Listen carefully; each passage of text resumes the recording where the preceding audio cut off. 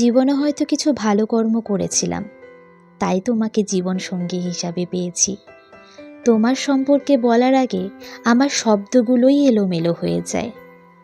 ছোট থেকেই আমার কাছে ভালোবাসাটা খুব গুরুত্বপূর্ণ, কিন্তু ভালোবাসার আসল অর্থটা তুমিই আমাকে বুঝিয়েছ। এতগুলো বছর পেরিয়ে গেছে, তবে আমার প্রতি তোমার ভালোবাসা শুধুই বেড়েছে, কখনোই কমেনি।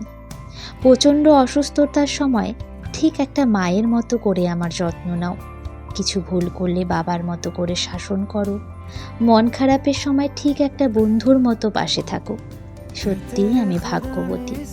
তুমি জানো, মন খারাপ হলে আমি একটা কথা 10 বার বলি, আর তুমি ঠিক 10 বারই মন দিয়ে সেই কথাগুলো শোনো, কখনোই বিরক্ত হও না। তোমার কাছে আমি আর আমাদের পরিবারই সব থেকে ওপরে। তার জন্য মাঝে মধ্যে তুমি নিজের সত্তাটুকুও হারিয়ে ফেলো।